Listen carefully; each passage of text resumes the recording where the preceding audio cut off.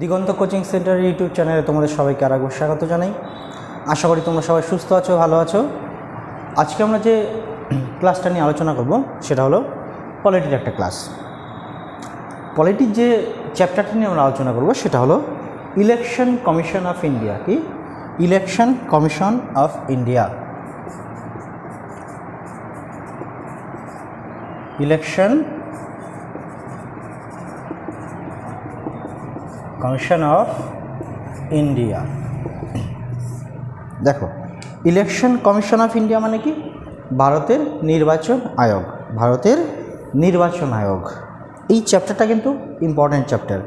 তো এই election commission সম্বন্ধে কিন্তু জানা আমাদের খুবই জরুরি এবং এখান থেকে কিন্তু পরীক্ষায় কোশ্চেন আসে। দেখো, এই ইলেকশন কমিশন অফ ইন্ডিয়া সম্বন্ধে জানার আগে কয়েকটা বিষয় সম্বন্ধে আমাদের জানতে হবে। কী জিনিস?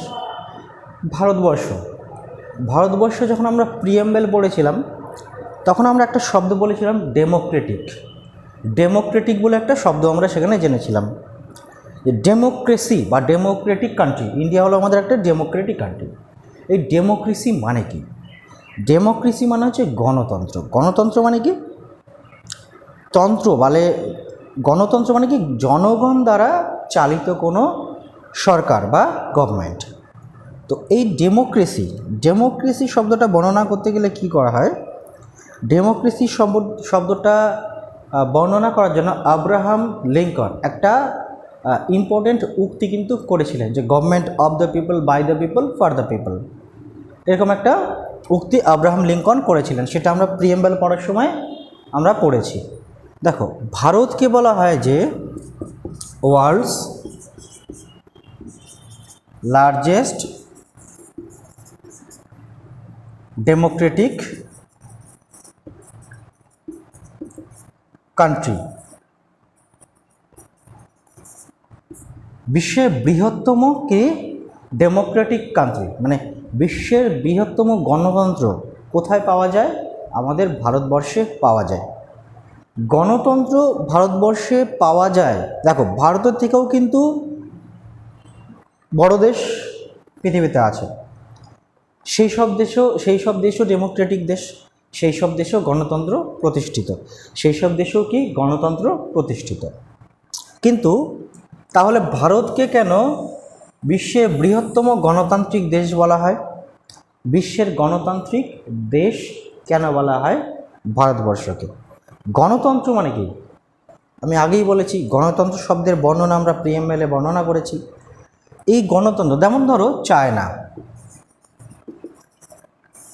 ভারতের থেকে বড় এবং জনসংখ্যায়ও বড়, তার মানে কি? ভোটারও বেশি। জনসংখ্যা বেশি মানে কি? ভোটারও বেশি। চীন বিশ্বের বৃহত্তম গণতান্ত্রিক দেশের মধ্যে একটা দেশ, কিন্তু ভারতের থেকেও বড়, আবার জনসংখ্যা বড়। কিন্তু চীনকে মানে সারা বিশ্বের বৃহত্তম গণতান্ত্রিক দেশ বলা হয় না। কেন? কারণ আছে। দেখো, গণতন্ত্র শব্দের অর্থ কি? গণতন্ত্র শব্দের অর্থ হলো যে মানে সেই দেশে মানে জনগণই শেষ কথা। সেই দেশে যে গভর্নমেন্ট ফর্ম হবে, সেই দেশে যে সরকার তৈরি হবে, সেটা কিসের দ্বারা তৈরি হবে? জনগণের মতামতের দ্বারাই তৈরি হবে। এটাই হলো ডেমোক্রেসির মানে সহজ বাংলায় এর বর্ণনা। তো চীন ভারত থেকে বড় হওয়া সত্ত্বেও কেন চীনকে বিশ্বের বৃহত্তম গণতান্ত্রিক দেশ বলা হয় না? ভারতকে কেন বলা হয়? কারণ চীনে এই গণতন্ত্র শব্দটা থাকলেও বা ডেমোক্রেসি শব্দটা তাদের কনস্টিটিউশনে থাকলেও বা তারা গণতান্ত্রিক দেশ হওয়া সত্ত্বেও কিন্তু সেখানে গণতন্ত্র সঠিকভাবে প্রচলিত নয়। কেন?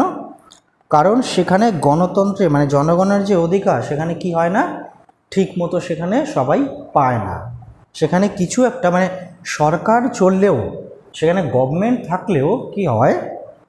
ভারতে যখন ইলেকশন হয় তখন যতটা সুষ্ঠুভাবে ইলেকশন হয়, কিন্তু চীনে যখন ভোট হয় বা ইলেকশন হয় তখন কিন্তু অতটা সুস্থভাবে গণতন্ত্র হয় না। সেখানে কিছু সরকারের কিছু চাপ এবং কিছু প্রেশার সেখানে ক্রিয়েট করা হয়। তো সেটা আমাদের জানার বিষয় নয়। আমাদের যেটা আসল জানার বিষয় সেটা হলো যে চীন ভারতের থেকে বড় হয় কেন গণতন্ত্র নয়, মানে বৃহত্তম গণতন্ত্র নয়, কারণ ভারতের মতো সুষ্ঠুভাবে সেখানে ইলেকশন হয় না, সেখানে সুষ্ঠুভাবে ইলেকশন হয় না। সেই জন্যই ভারতকে কি বলা হয়, ভারত হলো বিশ্বের সবচেয়ে বড় গণতান্ত্রিক দেশ, বিশ্বের সবচেয়ে বড় গণতান্ত্রিক দেশ। দেখো জনসংখ্যায় কিন্তু চীনের পরেই ভারত, চীনের পরেই ভারত। তো চীনে যেহেতু এই ডেমোক্রেসিটা বা ডেমোক্রেটিক কান্ট্রিটা চীনের ক্ষেত্রে পুরোপুরি খাটে না, সেহেতু কি চীনটা যদি বাদ চলে যায় তখনই কি চলে আসে, ভারত চলে আসে, কারণ কি চীনের পরেই ভারত জনসংখ্যায়। তো সেই জন্যই ভারতকে কি বলা হয়, বিশ্বের বৃহত্তম গণতান্ত্রিক দেশ বলা হয়। কেন বলা হয়, কারণ চীনে গণতন্ত্র থাকলেও সেটা সঠিকভাবে প্রযোজ্য হয় না। দেখো ডেমোক্রেসির উদ্দেশ্য কি বা ইলেকশনের উদ্দেশ্য কি, ডেমোক্রেসির উদ্দেশ্য বা ইলেকশন কমিশন বা আমাদের যে নির্বাচন আয়োগের উদ্দেশ্য কি। দেখো নির্বাচন আয়োগের উদ্দেশ্য হচ্ছে কি, ইলেকশন করানো, তাদের কাজ কি, ইলেকশন করানো, তাদের কাজ হচ্ছে ইলেকশন করানো। কীরকম, ফ্রি অ্যান্ড ফেয়ার ইলেকশন। এই ফ্রি মানে মুক্ত ইলেকশন, মানে কি সবাই সেখানে মতদান করতে পারে বা ভোট দিতে পারে, এটাই হচ্ছে ইলেকশন কমিশনের উদ্দেশ্য বা কাজ, ফ্রি অ্যান্ড ফেয়ার ইলেকশন। এই ফ্রি অ্যান্ড ফেয়ার ইলেকশন চীনে ঠিকঠাক হয় না বলেই চীনটা বিশ্বের বৃহত্তম গণতান্ত্রিক দেশ নয়। বোঝা গেল এবার ব্যাপারটা, আশা করি বোঝাতে পেরেছি। তো এই ফ্রি অ্যান্ড ফেয়ার ইলেকশন, দেখো ভারতবর্ষেও যখন ইলেকশন হয় তখনও যে সব জায়গায় ফ্রি অ্যান্ড ফেয়ার ইলেকশন হয় তা নয়, কিন্তু তা সত্ত্বেও যতটা জায়গা ফ্রি অ্যান্ড ফেয়ারভাবে হয়, ফেয়ার মানে কি সুষ্ঠুভাবে, ফ্রিলি সবাই ভোট দিতে পারে এবং সুষ্ঠুভাবে সেখানে ভোট হয়। তো ভারতে যতটাও সুষ্ঠুভাবে ভোট হয় চীনে কিন্তু ততটাও সুষ্ঠুভাবে ভোট হয় না। সেজন্য ভারত হলো বিশ্বের বৃহত্তম গণতান্ত্রিক দেশ। এবার দেখো আমাদের এই ইলেকশন কমিশন সম্বন্ধে আমরা পড়ছি, ইলেকশন কমিশন বা নির্বাচন আয়োগ সম্বন্ধে আমরা পড়ছি। ভারতের কনস্টিটিউশনে বা ভারতের সংবিধানে কটা পার্ট আছে, 15টা পার্ট আছে। এই 15টা পার্ট নয়, 25টা পার্ট আছে। 25টা পার্টের মধ্যে পার্ট নাম্বার 15, পার্ট নাম্বার কি 15 হলো কিসের সম্বন্ধে মানে কিসের বর্ণনা আছে, পার্ট নাম্বার 15তে, পার্ট নাম্বার 15তে বর্ণনা আছে হচ্ছে ইলেকশন কমিশনের। ভারতের সংবিধানে যে 25টা পার্ট প্রচলিত আছে, দেখো অনেকেরই কনফিউশন হচ্ছে বা অনেকের কনফিউশন হয় যে আমি বারবার কেন ভারতের কনস্টিটিউশনের পার্ট 25টা বলে, অনেক জায়গাতে 22টা বলে। 22টা পার্ট ছিল হচ্ছে যখন কনস্টিটিউশন তৈরি হয়েছিল। 22টা পার্ট কখন ছিল, যখন কনস্টিটিউশন তৈরি হয় 1950-তে, বা কনস্টিটিউশন যখন ভারতের প্রথম প্রচলন হয় তখন। কিন্তু বর্তমানে কটা পার্ট আছে, বর্তমানে 25টা পার্ট আছে। তো পার্ট নাম্বার 15তে কিসের বর্ণনা আছে, পার্ট নাম্বার 15তে বর্ণনা আছে election commission of India. Article কত, আর্টিকেল হচ্ছে 324 থেকে 329। এই দুটো জিনিস কিন্তু মোস্ট ইম্পর্ট্যান্ট, এই দুটো জিনিস কিন্তু মোস্ট ইম্পর্ট্যান্ট। কি, যে ভারতীয় ইলেকশন কমিশনের পার্ট কত, আর্টিকেল কত, পার্ট কত, আর্টিকেল কত। পার্ট হলো কি 15 আর আর্টিকেল হলো 324 থেকে 329। এই দুটো জিনিস কিন্তু মোস্ট ইম্পর্ট্যান্ট। দেখো ইলেকশন কমিশন সম্বন্ধে একটা কথা খুবই গুরুত্বপূর্ণ বা একটা লাইন, কীরকম, আমাদের ভারতের যে ইলেকশন কমিশন বা নির্বাচন আয়োগ, এই নির্বাচন আয়োগটা হলো একটা কনস্টিটিউশনাল বডি, কনস্টিটিউশনাল বডি। কেন কনস্টিটিউশন বডি বলে বা কোনগুলোকে কনস্টিটিউশনাল বডি বলে, দেখো কনস্টিটিউশনাল বডি সেগুলোকেই বলে যেসব বিষয় সম্বন্ধে কনস্টিটিউশনে উল্লেখ আছে বা সংবিধানে উল্লেখ আছে, সব বিষয় সম্বন্ধে কিন্তু কনস্টিটিউশনে উল্লেখ নেই। কাদের সম্বন্ধে উল্লেখ নেই সেটা আমি বলছি। কনস্টিটিউশনাল বডি, ইলেকশন কমিশনটা একটা কনস্টিটিউশনাল বডি। এই পয়েন্টটা দিয়ে কিন্তু পরীক্ষায় কোশ্চেন হয় যে ইলেকশন কমিশনটা একটা কীরকম বডি। 3 রকমের বডি আছে, ঠিক আছে। তো অত সব আমাদের এই ভিডিওতে আলোচনা নয়, সেই সব বডি সম্বন্ধে যেদিন যে ভিডিও বানাবো সেই ভিডিওতে আমরা সেই সব বডি, এক্সিকিউটিভ বডি, নন কনস্টিটিউশনাল বডি, কনস্টিটিউশনাল বডি, বিভিন্ন বডি আছে। তো এই ইলেকশন কমিশনটা একটা কি কনস্টিটিউশনাল বডি। কেন কনস্টিটিউশনাল বডি? কারণ এই ইলেকশন কমিশন সম্বন্ধে কনস্টিটিউশনে বর্ণনা করা আছে। কনস্টিটিউশনাল বডি কোনগুলোকে বলে? যেসব বিষয় সম্বন্ধে কনস্টিটিউশনে কি আছে, উল্লেখ আছে, সেই সব বিষয়গুলোকে কনস্টিটিউশনাল বডি বলে। যেমন ধরো নীতি আয়োগ। নীতি আয়োগের নাম তোমরা শুনেছ। এই নীতি আয়োগ সম্বন্ধে কিন্তু কনস্টিটিউশনে কোনো বর্ণনা নেই। কনস্টিটিউশনে কোনো বর্ণনা নেই নীতি আয়োগ সম্বন্ধে। তাহলে এই নীতি আয়োগটা কি একটা কনস্টিটিউশনাল বডি? না, নীতি আয়োগটা কোনো কনস্টিটিউশনাল, এটাও কিন্তু একটা কমিশন। নীতি আয়োগ বা নীতি কমিশন যেটাকে বলা হয়, যে এই নীতি আয়োগটাও কিন্তু কমিশন মানে হচ্ছে আয়োগ, কমিশনকে বাংলায় বলা হয় আয়োগ। তো এই নীতি আয়োগ এটা কিন্তু কোনো কনস্টিটিউশনাল বডি নয়। কারণ কি? কারণ এই নীতি আয়োগ সম্বন্ধে কি নেই, কনস্টিটিউশনে কোনো বর্ণনা নেই। এই নীতি আয়োগটা হচ্ছে একটা এক্সিকিউটিভ বডি বলা হয়, এক্সিকিউটিভ বডি। তো কোনগুলো এক্সিকিউটিভ বডি, কোনগুলো কনস্টিটিউশনাল বডি, সেগুলো আমাদের অন্য বিষয়, সেগুলোর জন্য আলাদা চ্যাপ্টার এবং আলাদা ভিডিও। দেখো তাহলে নীতি আয়োগটা কি একটা এক্সিকিউটিভ বডি। কারণ কি? এই নীতি আয়োগ সম্বন্ধে কনস্টিটিউশনালে কোনো বর্ণনা নেই। তাহলে কোনটা কনস্টিটিউশনাল বডি আর কোনটা কনস্টিটিউশনাল বডি নয়, আশা করি তোমরা বুঝতে পেরেছো। যেসব বিষয়ের বা যেসব কমিশনের উল্লেখ কোথায় আছে, কনস্টিটিউশনে আছে। কারণ ওই যে পার্ট নাম্বার 15, আর্টিকেল নাম্বার 324 থেকে 329 কনস্টিটিউশনে বর্ণনা আছে, কিন্তু নীতি আয়োগ সম্বন্ধে কোনো বর্ণনা নেই। সেই জন্য কি আমাদের ইলেকশন কমিশনটা একটা কনস্টিটিউশনাল বডি বা সাংবিধানিক বডি বা বিষয়, একটা সাংবিধানিক বিষয় বা বডি। আর কি এই ইলেকশন কমিশনটা একটা কনস্টিটিউশনাল বডি। আর একটা কি, এটা হচ্ছে অটোনমাস। এটা একটা অটোনমাস বডি। অটোনমাস কাকে বলে? বা নিজের দ্বারাই নিজে যে চালিত হয় সেটাকে গেল কি বলা হয়? অটোনমাস বলা হয়। অটোনমাস বডি মানে কি? এই ইলেকশন কমিশনকে কে চালনা করে? ইলেকশন কমিশনকে নিজে চালনা করে। ইলেকশন কমিশনকে কেউ চালনা করে না। কি করে না সেটা আমরা ডিটেলসে আলোচনা করব। কেন করে না, কি দিয়ে কি করে না। তো এই ইলেকশন কমিশনটা কি একটা অটোনমাস বডি বা স্বচালিত বডি, অটোনমাস বলা হয়। আর কি, আরেকটা হচ্ছে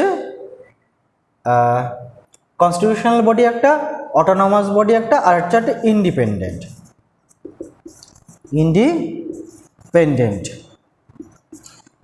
মানে কি? স্বাধীন।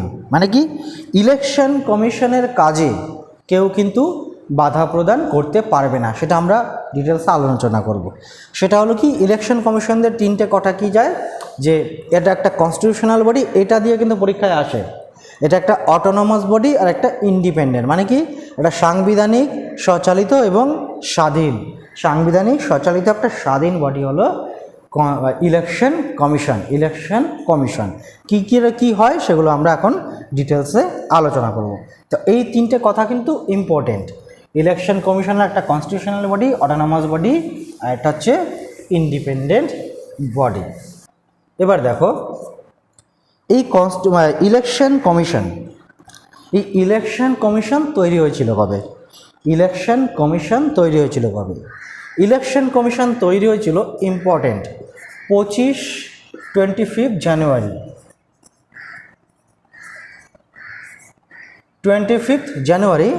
1950।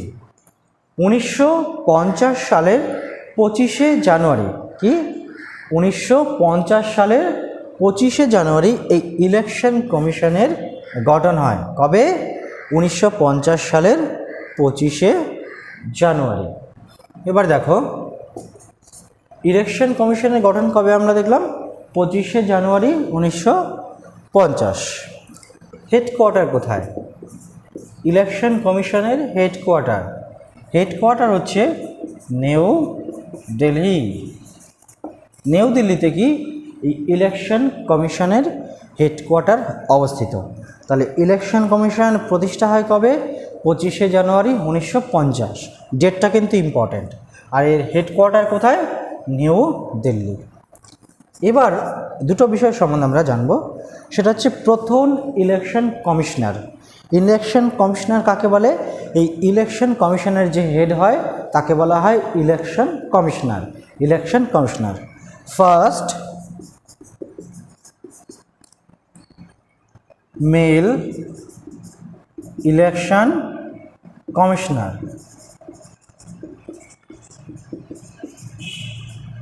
ফার্স্ট ইলেকশন কমিশনার, প্রথম নির্বাচন কমিশনার।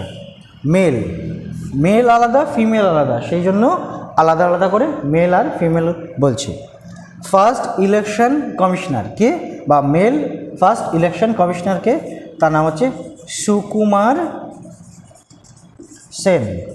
এটা কিন্তু ইম্পর্ট্যান্ট, এটা কিন্তু পরীক্ষায় খুব আসে যে প্রথম নির্বাচন কমিশনার কে বা প্রথম ইলেকশন কমিশনার কে। সে প্রথম ছিল এবং পুরুষ ছিল, সেজন্যে মেল ইলেকশন কমিশনার। বা এরকমও দিতে পারে যে প্রথম পুরুষ ইলেকশন কমিশনারকে বা প্রথম কমিশনারকে, ইলেকশন কমিশনারকে। তার নাম কি? সুকুমার সেন। তাহলে সেই সুকুমার সেন ইলেকশন কমিশনার কবে হয়েছিল? 1950-তে, কারণ কি 1950-এই ইলেকশন কমিশন গঠন হয়েছিল। এবার হচ্ছে first female. First female, first female election commissioner, প্রথম মহিলা নির্বাচন কমিশনার। প্রথম মহিলা নির্বাচন কমিশনার তার নাম কি? তার নাম হচ্ছে VS রমাদেবী।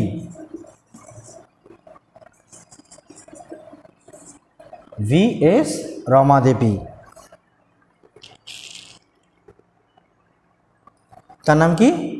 VS রমাদেবী, প্রথম মহিলা নির্বাচন কমিশনার। প্রথম পুরুষ নির্বাচন কমিশনার বা প্রথম নির্বাচন কমিশনারকে? প্রথম নির্বাচন কমিশনার হলো সুকুমার সেন। আর প্রথম মহিলা নির্বাচন কমিশনারকে? তার নাম VS রমাদেবী। ইনি কত সালে নির্বাচন কমিশনার হয়েছিলেন? 1990-তে, 1990 সালে। 1990 সালে কী হয়েছিলেন? তিনি নির্বাচন কমিশনার হয়েছিলেন। আর এই VS রমাদেবী ইনি হলেন কি? ভারতের প্রথম মহিলা নির্বাচন কমিশনার। এবার দেখো প্রথম নির্বাচন, first general election. First general election important. First general election কবে হয়েছিল? প্রথম নির্বাচন ভারতে কবে হয়েছিল? 1951-52। 1951-52 সালে প্রথম সাধারণ নির্বাচন ভারতে অনুষ্ঠিত হয়েছিল। ইম্পর্টেন্ট, পরীক্ষায় আসে কিন্তু, যে ভারতের প্রথম সাধারণ নির্বাচন কবে হয়? ভারতের প্রথম সাধারণ নির্বাচন হয় 1951-52 সালে। দেখো যদি 51 সালে শুরু হয়েছিল, 52 সালে শেষ হয়েছিল, এরকম। তো যদি এরকম দুটো সাল দিয়ে দেয় তাহলে কিন্তু 51-52 সাল এরকম দেবে, 51-52, 52-53 বা 50-51 এরকম অপশানে দিয়ে দেবে। এই কোশ্চেন যদি পরীক্ষায় আসে তাহলে 1950-51, 51-52, 53-54, 54-55 এরকম দিয়ে দিতে পারে। কিন্তু যদি একটা সাল আসে, ধরো দিয়ে দিল 1950, 51, 52 না 53, তখন তো এখানে 51 রয়েছে, 52 রয়েছে, তখন তোমরা আনসারে কী করবা সেটা বলে দিই। যখন সেইভাবে দেবে, দেখা গেলো দিয়ে দিল অপশানে 1951, 1952, 1950 আর 1953, এই চারটা অপশানে দিয়ে দিয়েছে যে ভারতের সাধারণ নির্বাচন কত সালে হয়েছিল। এইভাবে না দিয়ে এইভাবে দিয়েছে একটা সাল। তখন কি অ্যান্সার করবা? তখন এই 1952 এটাই হবে অ্যান্সার। তখন কি হবে?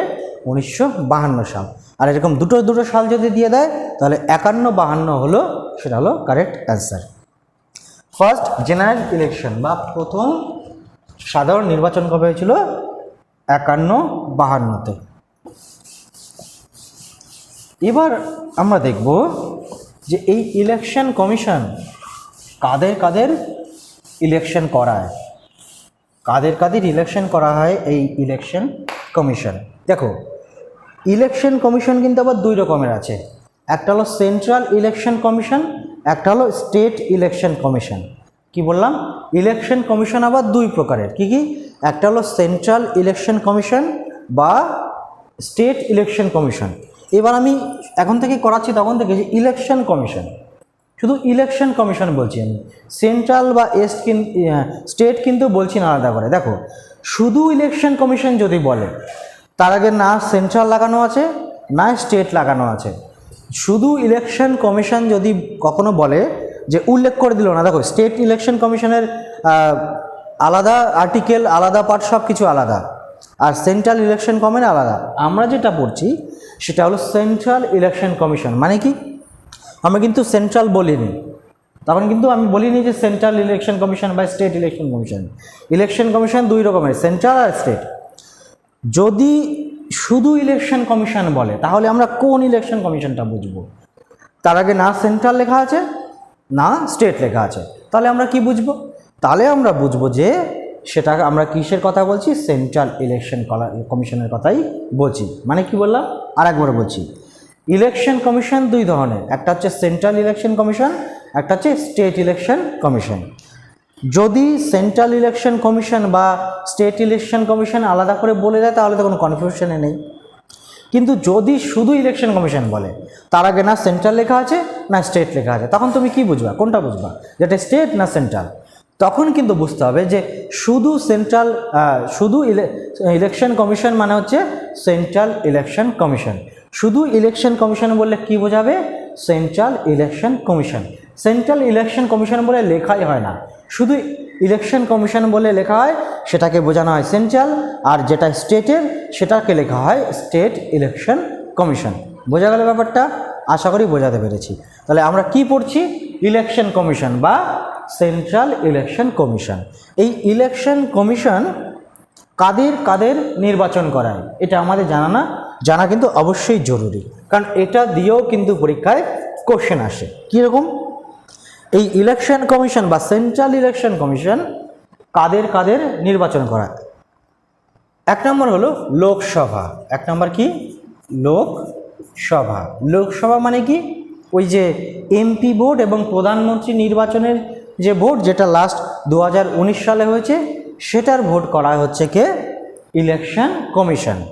লোকসভা বা যেটা আমাদের প্রাইম মিনিস্টারের ভোট হয়, যেটা প্রধানমন্ত্রীর ভোট যেটাকে আমরা বলি, মেম্বার অফ পার্লামেন্ট, এমপি এবং প্রধানমন্ত্রী নির্বাচন করার যে ইলেকশন, সেটাকে বলা হয় লোকসভা ইলেকশন। এই লোকসভা ইলেকশন করানো কার কাজ, ইলেকশন কমিশনের কাজ। আর কিসের, আর হচ্ছে রাজ্যসভা। রাজ্যসভা, এই লোকসভা আর রাজ্যসভার যে ইলেকশন হয় সেই ইলেকশন করানোর দায়িত্ব কার, ওই ইলেকশন কমিশনার অফ ইন্ডিয়া। আর কিসের কিসের, আবার ধরো বিধানসভা। বিধানসভা মানে কি, ওই চিফ মিনিস্টার নির্বাচন করার যে নির্বাচন, সেটাকেই বলা হয় বিধানসভা নির্বাচন। এই যে কদিন আগে হলো আমাদের ওয়েস্ট বেঙ্গলে, এই ইলেকশনটা করিয়েছে কোন ইলেকশন কমিশন, স্টেট না সেন্ট্রাল? এটা হচ্ছে সেই সেন্ট্রাল ইলেকশন কমিশন বা শুধু ইলেকশন কমিশন। তাহলে লোকসভা, রাজ্যসভা, বিধানসভা, এই সবগুলোর ভোট কে করায়, আমাদের ইলেকশন কমিশন। আর ইলেকশন কমিশন বললে আমরা কি বুঝি, সেন্ট্রাল ইলেকশন কমিশন। আর কিসের কিসের করায়, বিধান পরিষদ। বিধান পরিষদ, এই বিধান পরিষদটা কিন্তু সব স্টেটে নেই। মানে কি, এই বিধান পরিষদটা কী জিনিস, এই লোকসভার যেমন রাজ্যসভা থাকে তেমনি বিধানসভারও কি থাকে, বিধান পরিষদ থাকে। ভারতের 6টা রাজ্যেই বিধান পরিষদ প্রচলিত, তো সেগুলো আমাদের এখন আলোচ্য বিষয় নয়। তো এই যেসব রাজ্যে এই বিধান পরিষদ আছে তাদের ইলেকশন করাও কিসের কাজ, এই ইলেকশন কমিশনের কাজ। আরও আছে, আরও কিসের কিসের কাজ, আরও কাদের কাদের ইলেকশন করার কাজ, এগুলো কিন্তু ইম্পর্টেন্ট প্রত্যেকটা, যে সেন্ট্রাল ইলেকশন কমিশন বা ইলেকশন কমিশনের কাদের কাদের ভোট করায় এই ইলেকশন কমিশন। আর কি আমরা দেখলাম, কি লোকসভা, রাজ্যসভা, বিধানসভা, এবং বিধান পরিষদ, এই চারটে দেখলাম। আরও আছে কি কি? প্রেসিডেন্ট। প্রেসিডেন্টের যে ভোট হয় সেই ভোট করানো দায়িত্ব, বা প্রেসিডেন্টের যে ইলেকশন হয় সেই ইলেকশন করার দায়িত্ব কার? আমাদের ইলেকশন কমিশন অফ ইন্ডিয়া। আর কার কার? Vice president.